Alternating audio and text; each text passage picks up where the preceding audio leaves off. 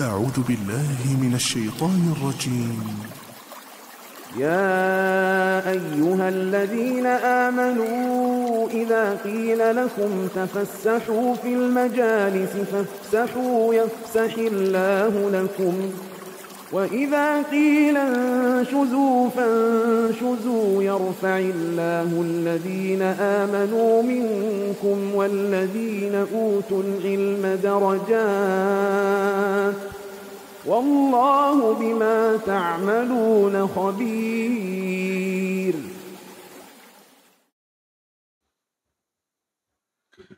بسم الله الرحمن الرحيم. السلام عليكم ورحمة الله وبركاته.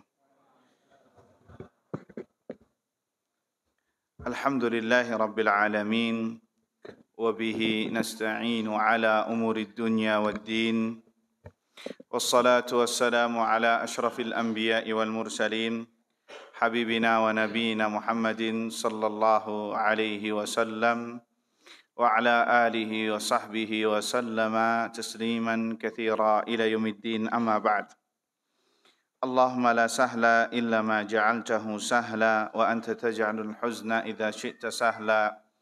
رب اشرح لي صدري ويسر لي أمري واحلل عقدة من لساني يفقه قولي. اللهم إنا نسألك علما نافعا ورزقا طيبا وعملا متقبلا. اللهم علمنا ما ينفعنا وانفعنا بما علمتنا وزدنا علما يا رب العالمين. اللهم اهدنا وأهلنا وقومنا إلى صراطك المستقيم. اللهم أصلح لنا شأننا كله ولا تكلنا إلى أنفسنا طرفة أعين ولا حول ولا قوة إلا بالله. أما بعد، إخواني وأخواتي في الدين أعزني الله وإياكم.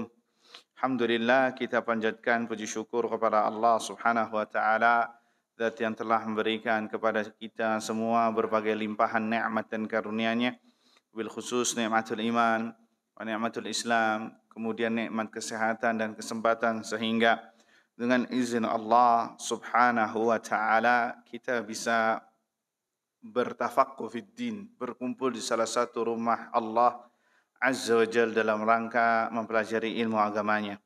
Mudah-mudahan apa yang kita lakukan ini bisa mendapatkan keridhaan dari Allah Subhanahu wa taala. Allahumma amin.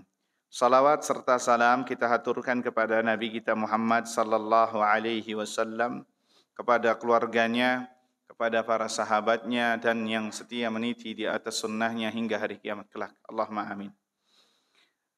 Kaum muslimin wal muslimat yang mudah-mudahan dirahmati Allah Subhanahu wa taala, melanjutkan kitab Al-Arba'in An-Nawawiyah, 40 hadis yang dihimpun oleh Al-Imam Abu Zakaria An-Nawawi rahimahullahu taala.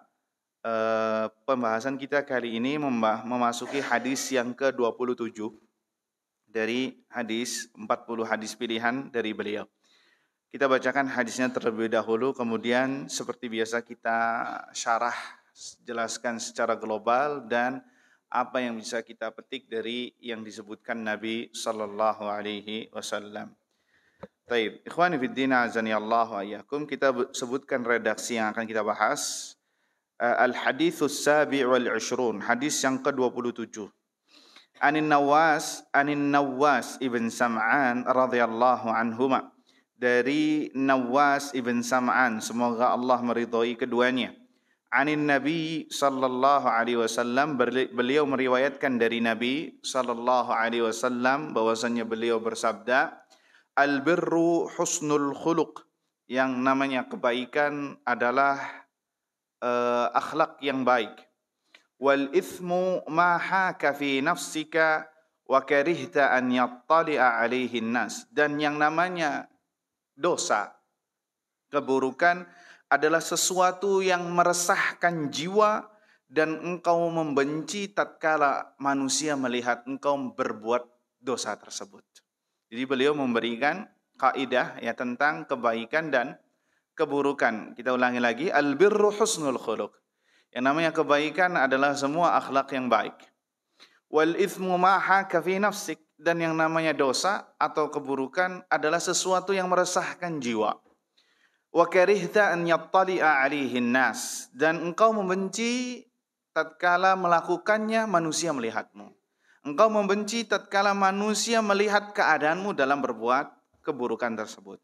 Hadis diriwayatkan oleh Al-Imam Muslim. Kemudian hadis yang kedua yang disampaikan, yang disebut oleh Imam Nawawi juga, hadis yang sama. Wa an Wabisah ibn Ma'bad radhiyallahu anhu, dari Wabisah ibn Ma'bad radhiyallahu anhu, semoga Allah meridhoinya, mengatakan, ataitu Rasulullah sallallahu alaihi wasallam, aku pernah mendatangi Nabi sallallahu alaihi wasallam.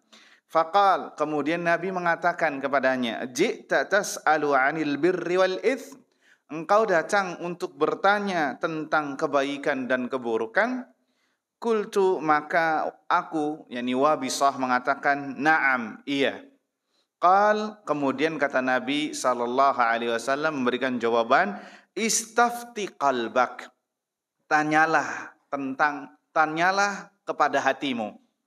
Al-birru matma'annat ilaihi nafsu wa tma'anna ilaihi al-qalb.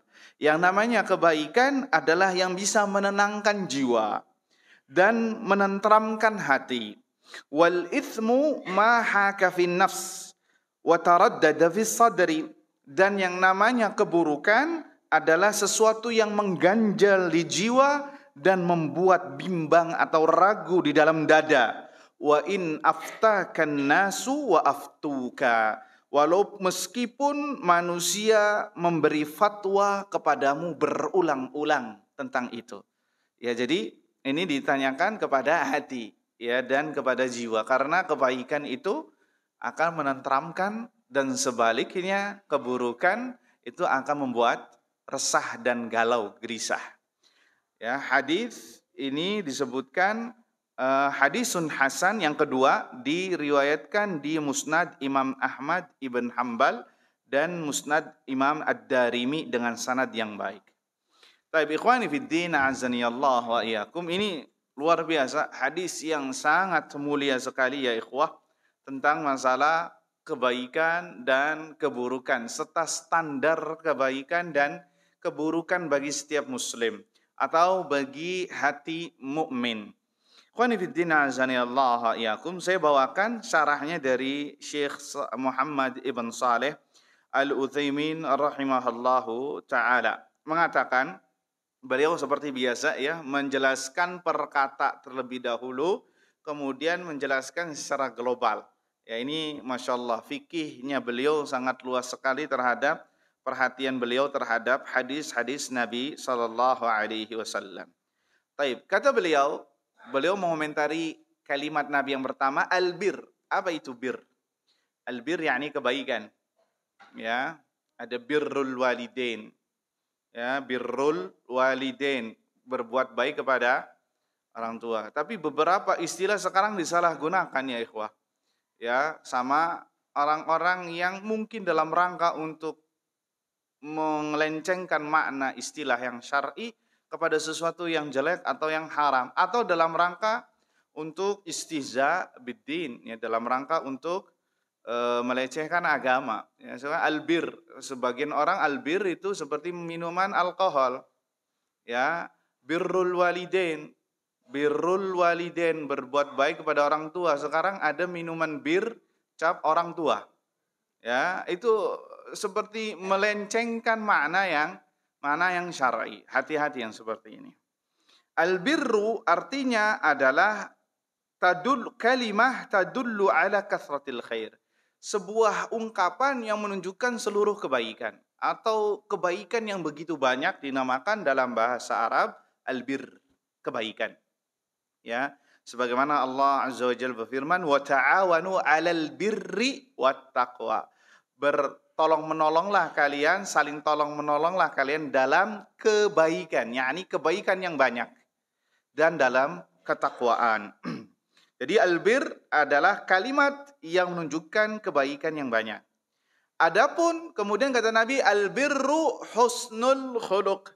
Albir adalah husnul khuluq, akhlak yang mulia. Kata beliau, husnul khuluq ini dibagi menjadi dua. Akhlak yang baik ini dibagi menjadi dua. Husnul khuluq ma'allah, berakhlak mulia, bermuamalah baik dengan Allah Azza wa Jal. Wa husnul khuluq ma'ibadillah, dan berhusnul khuluq, berbuat baik kepada para hamba Allah Subhanahu wa ta'ala.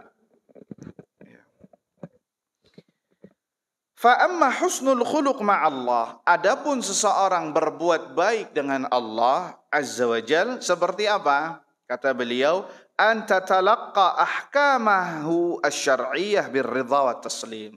Engkau hendaknya menjalankan hukum-hukum Allah yang syar'i dengan ridha dan lapang dada.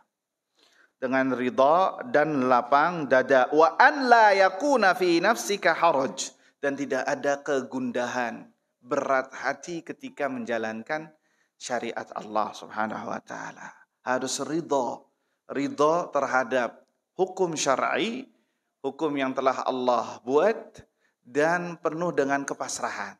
Artinya tidak ada berat hati, tidak karena paksaan yang lain, tapi karena dari hati. Ini bagian dari husnul khuluq, berbuat baik kepada Allah Azza wa Jalla. Kalau bahasa kitanya artikan beradab, beretika kepada Allah Subhanahu wa ta'ala. Di sini Syekh menjelaskan masalah salat, masalah puasa, masalah zakat ya.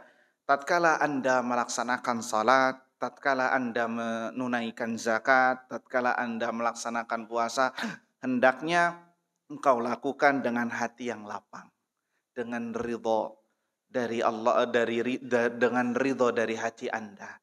Maka itu Anda telah berbuat husnul khuluq, beradab dan beretika kepada Allah Subhanahu wa ta'ala ya. Masuk dalam kategori ini adalah ridha dan tunduk terhadap takdir Allah Subhanahu wa ta'ala.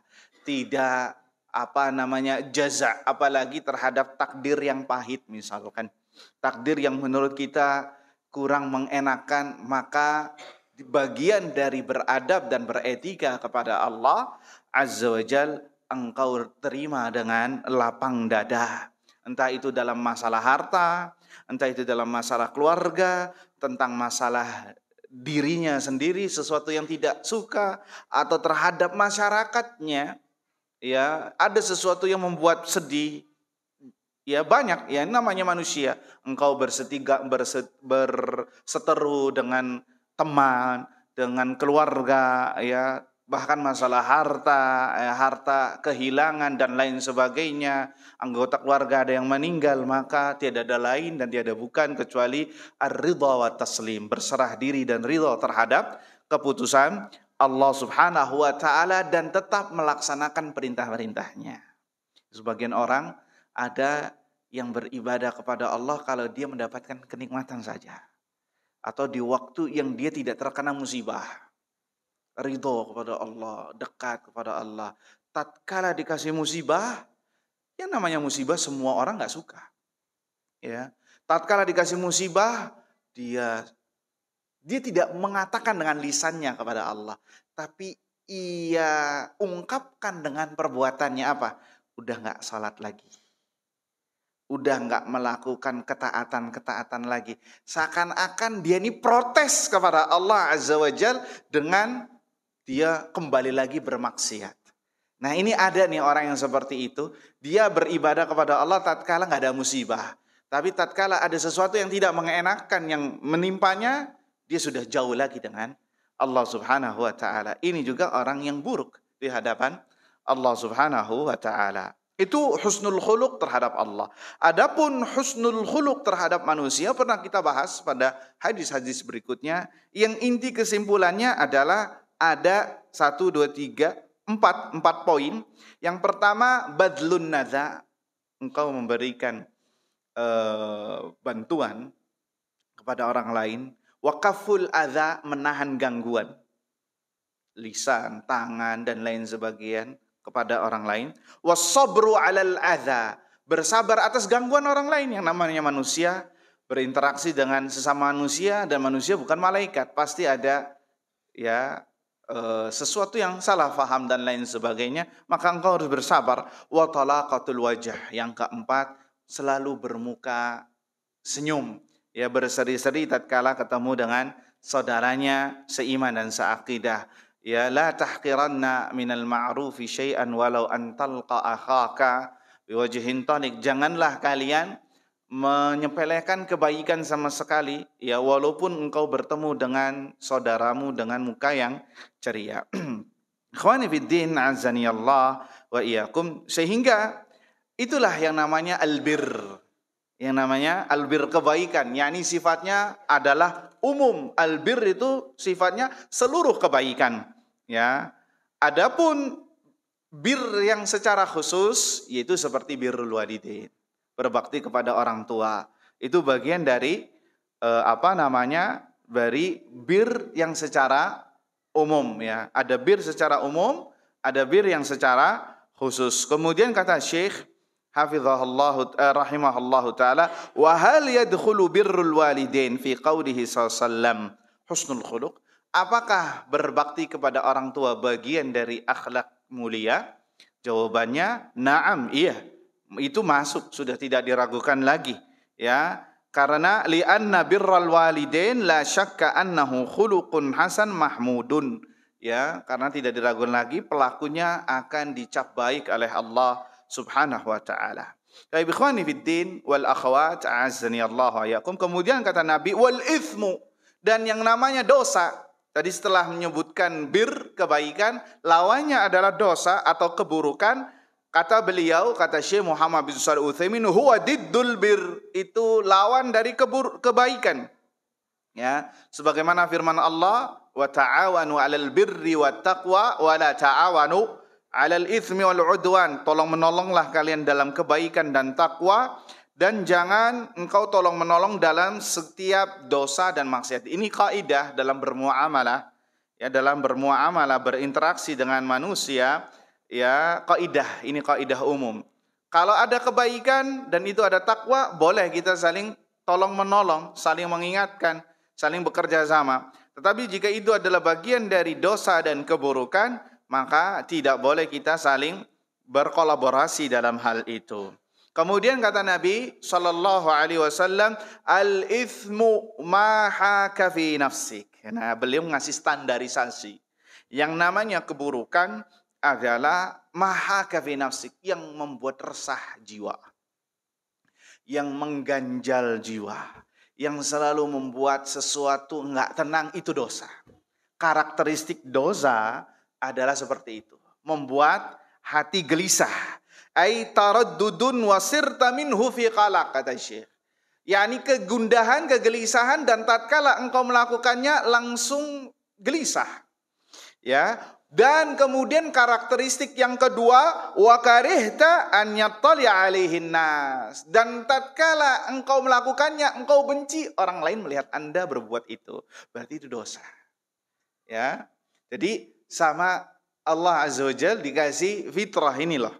Ini karakteristik kebaikan, ini karakteristik dosa. Yang namanya dosa, tatkala engkau melakukannya, engkau langsung gelisah.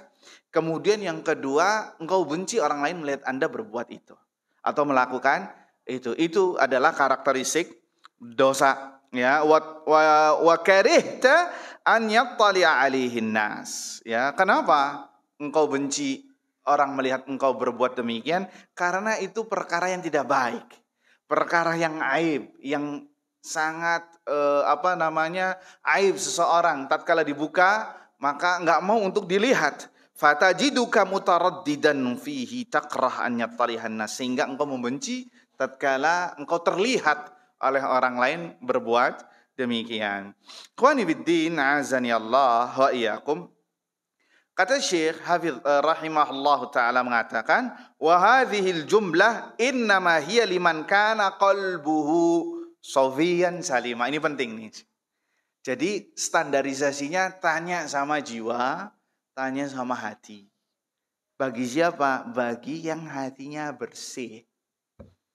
Bagi hati mukmin yang bersih, yang kalau melakukan dosa itu enggak nggak betah. Makanya efeknya sekali melakukan dosa hatinya guncang. Ya, berbeda dengan orang mujrim, pelaku dosa yang sudah bahal hatinya, yang sudah bahal dadanya untuk efek dari dosa. Sehingga melakukan apapun mereka nggak ada kegelisahan. Kenapa? Hatinya sudah kotor. Ya, sehingga hadis ini khas, bukan umum. Hadis ini diperuntukkan bagi mereka yang hatinya masih bersih. Mukmin hati yang masih bersih, yang kalau berbuat dosa langsung gelisah. Berbeda dengan para pendosa, pezina, orang-orang yang sudah tidak malu lagi berbuat dosa. Maka ini bukan kaidah buat mereka. Kenapa? Hatinya sudah kotor, tidak bisa dijadikan sebagai standarisasi.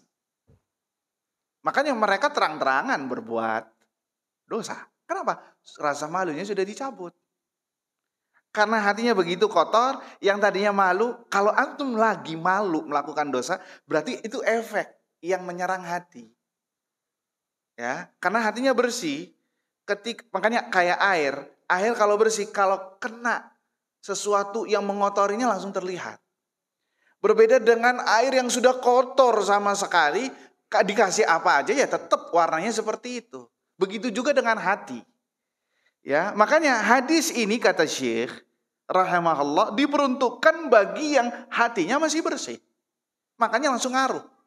Kalau yang sudah nggak ngaruh, yang sudah kebal, nggak masuk ke dalam hadis ini. Ya, dan standarisasinya hati muslim. Beda hatinya muslim, mukmin dengan pendosa. Orang pendosa mengatakan, oh udah, yang penting ini bisa dilakukan. Nggak ada pikir dosa, halal, haram itu tidak ada. Makanya kata Syekh, wa hadhil jumlah innama hiya liman kana qalbuhu safiyan salima. Sesungguhnya ini diperuntukkan bagi yang hatinya bersih. Fa hadzal ladzi yahuqu fi nafsihi, dan ini yang akan memengaruhi dia dan dia benci untuk terlihat oleh orang lain. Adapun orang-orang yang para pendosa yang selalu gemar melaksanakan kemaksiatan, maka hatinya sudah keras. Ya, sudah tidak peduli lagi. Bahkan mereka terang-terangan berbuat kemungkaran dosa. Maka kata Syekh, ini berarti hadis ini, fal kalamu huna, perkataan kita sekarang ini laisa aman likulli ahad. Jadi tidak untuk semua orang, akan tetapi khas, khusus bagi mereka yang hatinya masih bersih. Jadi kita kembali kepada diri kita masing-masing. Apakah antum termasuk orang yang apabila berbuat dosa langsung gelisah? Langsung gundah gulana? Langsung enggak betah keadaannya sehingga ingin cepat-cepat keluar dari perbuatan tersebut? Ataukah yang kedua sudah kebal hatinya? Sudah enggak memikirkan lagi ini dosa ataukah tidak? Jika antum keadaan yang pertama, maka banyak-banyak memuji Allah Subhanahu wa taala. Berarti hati antum masih dijaga oleh Allah Azza wa Jalla. Termasuk orang-orang yang dimasukkan ke dalam hadis ini, wal ithmu ma haka fi nafsik. Dan yang namanya dosa karakteristiknya adalah membuat resah dalam jiwa.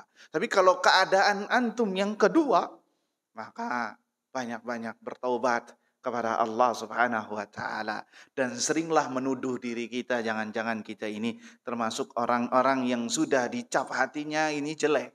Maka sehingga dengan hal itu semua kita menjadi orang yang bersegera bertaubat kepada Allah Subhanahu wa taala. Karena dalam sebuah hadis disebutkan, ya, idza aznabal mar'u, jika seorang berbuat dosa, ya, seorang mukmin tentunya, nukitat fi qalbihi nuqtatun sauda, maka akan dititikkan ke dalam hatinya titik hitam.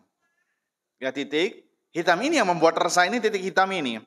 Fa idza naza'a wastaghfar suqila qalbuhu. Kalau dia berhenti dari dosa tersebut dan beristighfar, maka hatinya kembali sokula, soklin, bersih lagi. Ya, jadi soklin dari bahasa Arab kayaknya. Sokila yasqadu soklan, artinya jernih dan bersih. Ya, jernih dan bersih. Kemudian apabila dia berbuat dosa lagi, berbuat dosa, tidak ada istighfar, maka apa yang terjadi? Hatinya akan menghitam, pekat. Bahkan disebutkan dalam riwayat, seperti belakangnya wajan gorengan itu yang hitam pekat. Sehingga kalau sudah hitam pekat, tidak bisa membedakan mana kebaikan dan mana keburukan. Kenapa? Saking kebalnya hati, sudah nggak mempan lagi dengan efek dosa. Di awalnya dia mungkin selalu menghujat, membuat dia risau cuman karena dia bablas, akhirnya sampai hatinya kebal. Wadzalika ron, dan itulah ron yang disebutkan oleh Allah dalam surat Al-Mutaffifin, kalla bal rona ala qulubihim maka yaksibun, sekali-kali tidak, maka itu telah membuat hati mereka tertutup, terkunci terhadap apa yang mereka usahakan. Jadi hadis ini pecutan bagi kita semua. Apakah kita termasuk orang yang pertama yang kalau berbuat dosa langsung hatinya gelisah? Maka bersyukurlah kepada Allah Azza wa Jalla. Semoga Allah selalu mempertahankan Anda dalam keadaan seperti itu, yang selalu risau dengan dosa, ataukah dengan keadaan yang kedua, li'adzubillah. Makanya dalam sebuah riwayat disebutkan, dosa itu bagi seorang mukmin bagaikan gunung yang menimpanya. Takut dia. Ya, bagaikan gunung yang menimpanya. Adapun orang fajir, orang pendosa, orang munafik, ya, dia berbuat dosa itu ibarat seperti seekor lalat yang mencolok di hidungnya, kemudian ia lakukan seperti ini. Nah, itu juga korelasi dari hadis yang kita bahas dan yang disebutkan oleh Syekh rahimahallahu ta'ala. Jadi ini bukan kaidah tapi dhabit, poin-poin penting yang diperuntukkan bagi mereka yang hatinya masih bersih. Tapi di antara faedah hadis yang bisa disebutkan oleh Syekh Muhammad Ibn Shalih Al-Utsaimin, bahwasannya Nabi SAW diberikan jawami' al-kalim, kalimat yang ringkas tapi maknanya dalam. Dan ini termasuk dari mukjizat Nabi SAW, ya. Jadi Nabi ngasih kalimatnya pendek tapi maknanya jadi kaidah, ya. Al-birru husnul khuluq. Al-bir adalah seluruh kebaikan, seluruh akhlak baik. Ya, kemudian wal itsmu, dan dosa adalah setiap yang meresahkan jiwa dan engkau tidak suka tatkala terlihat oleh orang. Itu standarisasi dari dosa yang disebutkan oleh Nabi sallallahu alaihi wasallam. Kemudian faedah dari hadis yang kedua ini adalah al-hathu ala husnil khuluq. Ya, anjuran untuk berbuat baik, anjuran untuk berperangai yang baik. Wa annaka mata ahsanta khuluquka fa innaka fi bir. Ketika Anda berusaha untuk menjadi berperangai akhlak yang baik, maka disitulah Anda sedang berada dalam kebaikan. Dan akhlak yang baik ada dua. Ada yang sifatnya naluri dia Allah berikan sejak lahir. Ada yang kedua, dan ini yang paling banyak, adalah muktasabah. yakni kita berusaha untuk bisa berperangai dengan akhlak baik tersebut sehingga menjadi tabiat dan ciri khas dari masing-masing. Dan yang kedua ini yang sukar untuk disebutkan. Akhlak yang baik memang mudah diucapkan, tapi pada prakteknya membutuhkan pertolongan dari Allah Subhanahu wa taala. Fa in qala qail, kalau ada yang bertanya, kata Syekh, wa hal birru yunafil ghadab lillahi azza wa jal? Apakah kebaikan juga yunafi, itu akan menafikan marah, sifat marah karena Allah azza wa jal? Ya, maksudnya bagaimana Ustaz? Lau ghadibta ala insan wa shaddadta ali, fahal dzalika yunafil birr wa husnul khuluq? Tatkala engkau marah terhadap seseorang dan engkau yakni menegaskan dia dengan marah, apakah ini bagian dari albir, kebaikan dan akhlak yang baik? Jawabannya adalah tentunya di sini al-ghadab lillah, marah karena Allah. Marah karena Allah ini bagaimana? Marah bukan karena diri sendiri, tapi marah karena melihat teman Anda berbuat maksiat. Marah tatkala larangan-larangan Allah dilabrak. Sebagaimana yang dilakukan Nabi. Nabi marah tatkala melihat ya larangan-larangan Allah tidak ditunaikan. Maka Nabi marah. Nah, apakah marah yang seperti ini menafikan kebaikan dan husnul khuluq, akhlak yang baik? Maka jawaban Syekh Muhammad bin Shalih Al-Utsaimin rahimahullahu taala mengatakan inna dzalika la yunafi husnul khuluq. Ini tidak bertentangan dengan husnul khuluq. Bal hadza min husnul khuluq. Bahkan ini bagian dari akhlak yang baik. Li'annal maqsuda bihi, karena maksudnya adalah dalam rangka untuk tarbiyah dan pengarahan kepada yang benar. Dan terkadang ya ikhwah memang dibutuh ketegasan. Bukan berarti albir ini kita jadi lemes, kita jadi loyo, kita harus lembut, terus harus datar, flat. Tidak. Kadang dibutuhkan ketegasan di makam-makam tertentu ya. Dan secara umum kita lembut. Tapi memang harus dibutuhkan ketegasan dalam beberapa makam jika dibutuhkan. Sebagaimana yang dilakukan oleh Nabi SAW. Ya, Nabi pernah ya marah karena apa? Larangan Allah dilabrak atau tidak sesuai dengan syariat. Pernah suatu ketika Nabi mendapat laporan ya bahwasanya kalau tidak salah Muadz ini pernah ngimaming dengan imam yang panjang, diriwayatkan surah Al-Baqarah sampai habis. Ya, Al-Baqarah plus tambahan-tambahan. Bagaimana Al-Baqarah dibaca?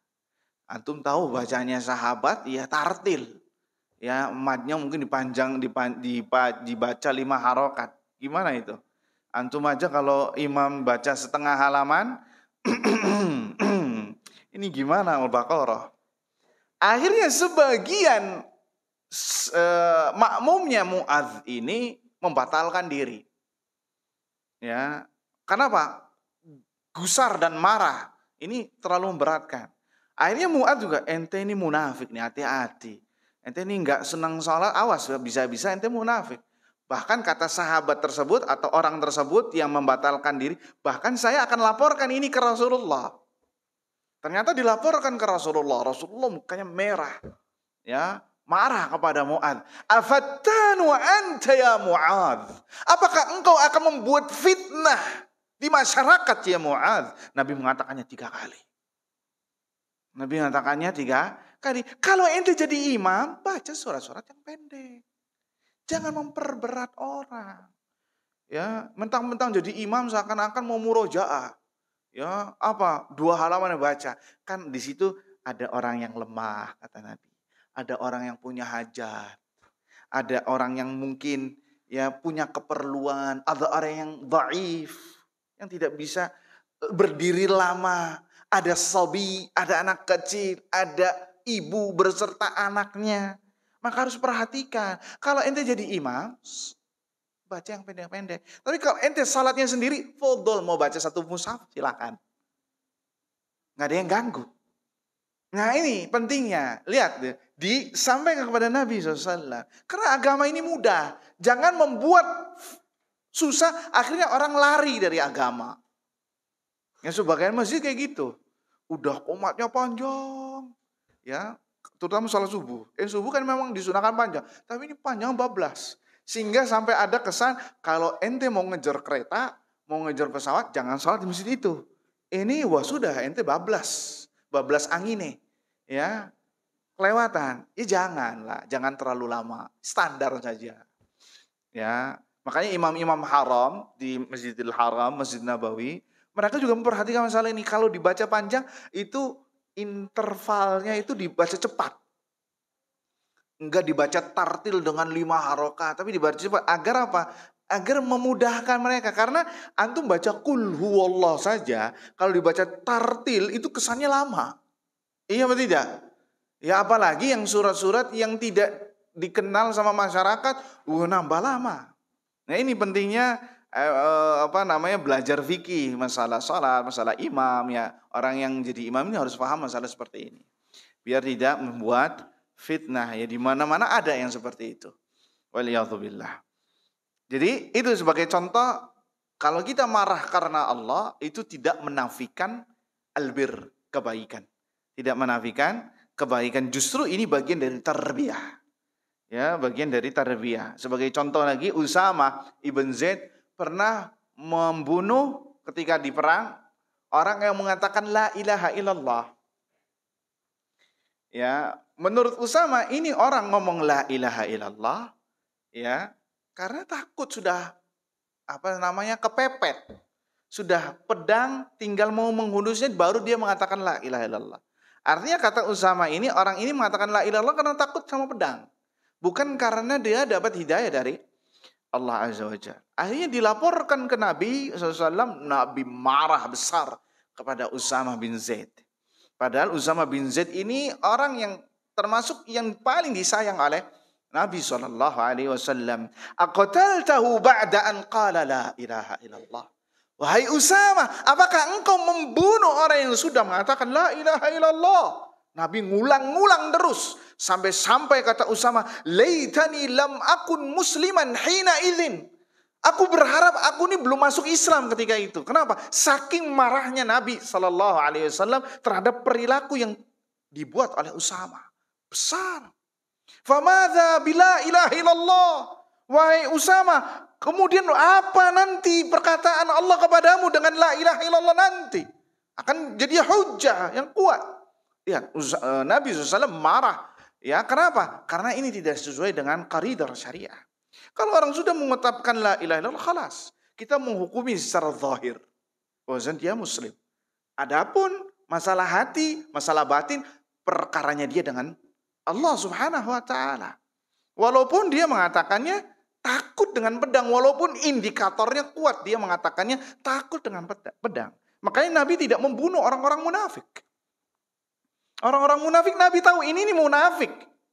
Ini mengatakan la ilaha illallah karena nggak mau bayar jizyah. Karena nggak mau diperangi.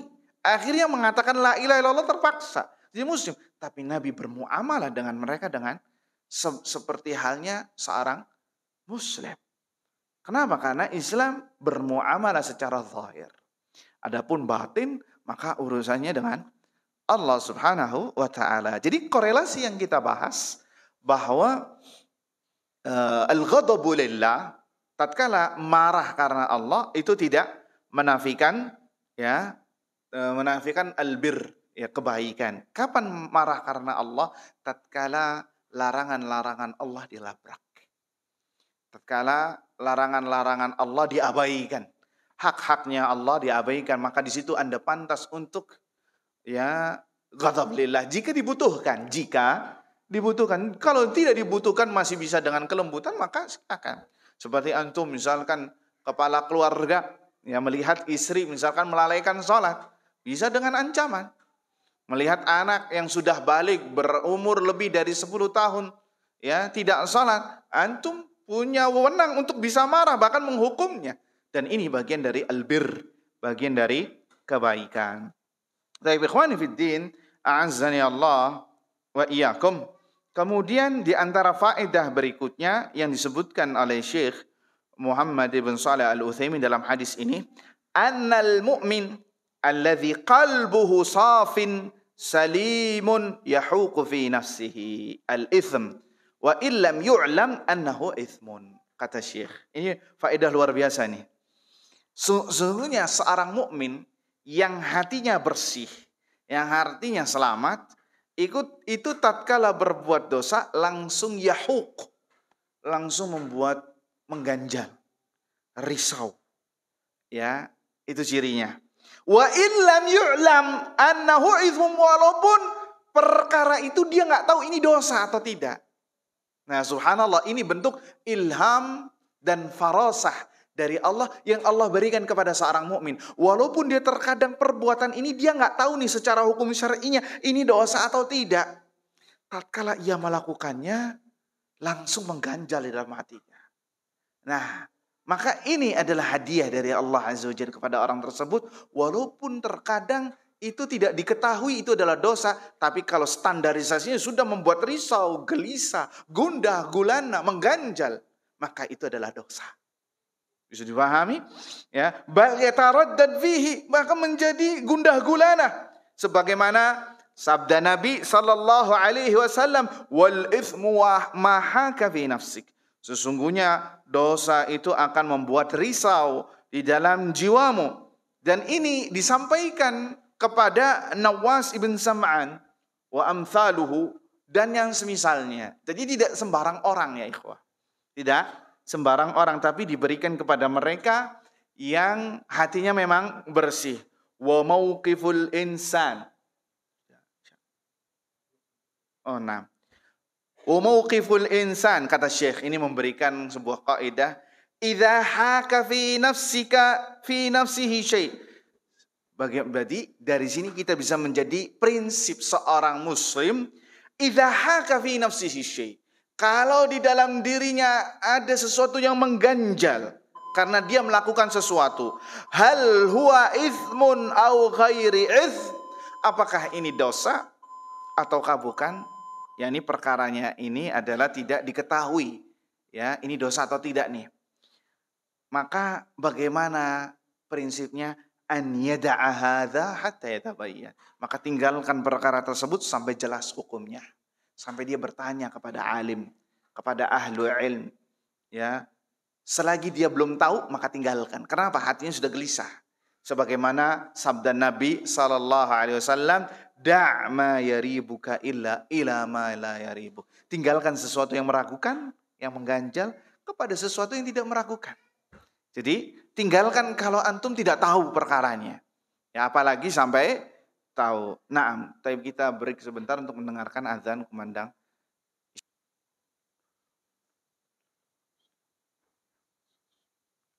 Tapi kita lanjutkan, ini poin yang terakhir ya. Satu poin sebelum yang terakhir. Disebutkan tadi bahwasanya ya seorang mukmin disebutkan prinsip tadi, disebutkan bahwa seorang mukmin yang hatinya bersih kalau berbuat dosa, walaupun dosa itu belum diketahui statusnya, maka akan membuat resah hatinya. Sehingga dengan itu semua ada prinsip yang disebutkan oleh Syekh Muhammad bin Shalih Al-Utsaimin, ya, apabila Anda melakukan sebuah perkara yang mengganjal, membuat resah di jiwa dan hati, maka hendaknya tinggalkan sampai jelas hukumnya, sampai jelas status dari perbuatan itu, apakah bagian dari keburukan dan dosa ataukah tidak. Karena Nabi SAW bersabda, da' ma yaribuka ila ma la yaribuk. Tinggalkan sesuatu yang meragukan dan ambil perkara yang tidak meragukan, artinya yang sudah jelas. Ya, dan juga itu perkara dalam hal untuk meninggalkan syubhat. Ya, karena perkara yang belum jelas tersebut, maka menurut kita ini adalah syubhat, dan kita diperintahkan oleh Nabi SAW untuk meninggalkan syubhat. Wa man waqa'a fi syubhati waqa'a fil haram, kata Nabi. Dan barang siapa yang masuk ke dalam hal yang remang-remang, yang belum jelas kehalalannya atau keharamannya, maka dia telah terjerembab, telah terjatuh di dalam bab yang haram, sebagaimana yang dibahas hadis yang keempat atau yang kelima, yang hadis yang keenam, masalah tentang halal dan haram. Nah, poin yang terakhir yang disebutkan oleh Syekh, ini sebenarnya kan ada dua hadis. Insyaallah hadis berikutnya pada pertemuan yang berikutnya. Yang keempat, annal mu'min yakrah an yattali'an nasu ala athamihi. Karakteristik seorang mukmin yang hatinya bersih, tatkala dia melakukan sesuatu yang mengganjal tadi, sesuatu yang dosa tadi, maka dia benci terlihat orang. Dia membenci orang lain melihat dia terhadap perbuatan tersebut. Ini karakteristik yang disebutkan Nabi SAW bahwasanya itu adalah sesuatu yang tidak baik. Itu sesuatu yang dosa, engkau benci. Makanya engkau ngumpet-ngumpet melakukannya. Ya, sembunyi-sembunyi. Kenapa? Karena takut nanti image-nya nggak bagus. Ya, image-nya jelek di hadapan manusia. Berarti itu adalah perkara yang tidak baik, yang harus ditinggalkan. Ya, adapun orang yang fajir, orang pendosa, al-mutamarrid yang suka melakukan maksiat, fala yakrah an yattali'a an-nasu ala athami, kata Syekh. Maka dia biasa saja Nggak ada sesuatu pengingkaran tatkala orang lain melakukan dosa. Tatkala orang lain melihat dia sedang melakukan hal tersebut. Biasa. Bahkan pamer. Bahkan bangga. Ya, orang yang seperti ini bangga, biasa saja, cuek saja. Ya, cuek saja. Kenapa? Karena perkara menurut dia ini biasa saja. Sehingga tidak ada rasa malu, tidak ada rasa benci tatkala orang lain melihatnya. Dia melakukan ketika sembunyi-sembunyi, ketika di halayak ramai, itu perkaranya biasa. Maka orang seperti ini musibah baginya. Makanya disebutkan oleh Syekh, bal minan nas man yaftakhiru bil ma'siyah. Sebagian manusia itu berbangga-bangga dengan maksiat yang ia lakukan. Kama yujadu minal fasaqah alladzina yadhhabuna ila bilad kulluha fujurun wa khumur. Kayak sebagian orang-orang pendosa, orang-orang fasik yang pergi ke negeri-negeri yang lacur, negeri-negeri yang penuh dengan kejahatan, kekejian, keburukan, yang di situ khamar diminum dan banyak perzinaan. Apa kata dia? Tsumma ya'ti muftakhiran. Kemudian balik ke negaranya.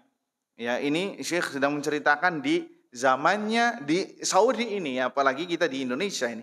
Tsumma ya'ti muftakhiran. Kemudian pulang ke kampungnya muftakhiran. Dia berbangga terhadap apa yang dia perbuat di negeri tersebut yang isinya kerusakan. Fayatahaddath annahu fajara bikum ra'atan. Dia bercerita, saya ini pernah, maaf nih ya, disebutkan sama Syekh, annahu fajara bimra'ah. Dia pernah dengan wanita lain berzina. Wa annahu syariba kam ka's. Bahkan dia minum berapa botol, berapa gelas, disebutin dengan bangga. Ya, fatakunu sayyi'ah indahu hasanah, sehingga keburukan menurut dia ini adalah sebuah prestasi, sebuah kebanggaan, sebuah kebaikan. Fayakunu mustahtiran bi ahkamillah. Maka orang ini sudah meremehkan dan tidak mengindahkan hukum-hukum Allah Subhanahu wa taala. Kata Syekh, orang seperti ini wa mithlu hadza, ya, yustatab, harus dimintain taubat. Tentunya pemerintah yang ngasih. Ya, dimintain taubat. Kalau orang sudah seperti ini derajatnya, yustatab, dimintain taubat. Fa in taba wa illa qutil. Kalau enggak dimintain taubat, orang ini terancam untuk dihukum pidana. Itu dengan mendapatkan sanksi dibunuh. Tentunya dalam pengadilan agama. Ya, di Saudi ada namanya mahkamah syariah. Mahkamah syariah itu seperti mahkamah konstitusi di sini, yang paling tertinggi. Ya, mahkamah syariah, orang yang seperti ini dilaporkan ke pemerintah, kemudian kalau enggak dimintain taubat, kenapa? Karena orang yang seperti ini sudah tidak mengindahkan hukum Allah, bahkan jatuhnya kepada melecehkan agama. Dia bangga dengan zina, dia bangga dengan khamar, keburukan seperti kebaikan, seakan-akan menantang kaum muslimin. Ya, wa illa qutil, maka orang seperti ini dibunuh. Li'anna hadza min a'zami sukhriyati bidinillah azza wajal, karena ini bagian dari merendahkan agama Allah azza wajal. Haitsu innahu ya'ti yatabajjah bima wasafahu Allah, yang dimana dia sudah benar-benar berbangga terhadap yang Allah haramkan seperti zina. Wa ya'ti yatabajjah bi syurbin man la'anahu an-nabi sallallahu alaihi wasallam syariba, dan dia berbangga juga terhadap minuman yang Nabi melaknat pelakunya, peminumnya. Nabi melaknat, lah ini dia berbangga-bangga. Maka kata Syekh, fa ayyuddin wa ayyul iman. Mana agama orang ini? Mana imannya? Justru dia berbangga terhadap hal yang sudah dicap buruk oleh Allah dan oleh Rasulnya sallallahu alaihi wasallam. Maka kata Syekh, wa idza umila mithla hadza, kalau ini ditegakkan konsep ini, ya, dimintain taubat, dan kalau tidak nanti bisa terancam untuk dihukum pidana, ini dengan dibunuh, akan apa? Yastahiqu yartadi'u katsirun minan nas. Orang-orang akan jerah. Orang-orang yang semisal dengan dia, sehingga enggak berani berbuat macam-macam, ya, tidak berani berbuat macam-macam. Tapi ini kembali lagi kepada pihak berwenang, ya, terhadap kepada pihak berwenang yang melakukannya. Semua hukum had yang ada di syariah itu bukan individual yang melakukannya, yang mengeksekusinya, tapi pemerintah yang qisas, ya, kemudian hukum potong tangan, kemudian yang dirajam, yang dicambuk, itu semua bukan individu, tapi pemerintah yang berwenang. Dalam hal ini kalau di Saudi ya ada tim khusus dari amar ma'ruf nahi mungkar. Ya, kalau di sini mungkin lewat pengadilan agama atau yang lainnya. Ya, Islam secara kafah. Wallahu taala a'lam bishawab. Insyaallah pada pertemuan berikutnya kita bahas hadis yang keduanya, karena hadis yang kedua itu juga panjang, masalah tentang kebaikan dan keburukan. Ya, ada 3 halaman di sini. Kalau kita bahas mungkin akan sampai jam 10 ya. Antum saja sekarang sudah pada melotot ke jam ya. Khairan insyaallah. Tapi sampai di sini saja yang kita bahas ya. Kita tutup dengan doa kafaratul majlis. Kalau ada yang mau ditanyakan, ada? Tidak ada. Kelas ya, semuanya pada bilang saat mau makan malam. Subhanakallahumma wa bihamdika asyhadu an la ilaha illa anta astaghfiruka wa atubu ilaik. Assalamualaikum warahmatullahi wabarakatuh.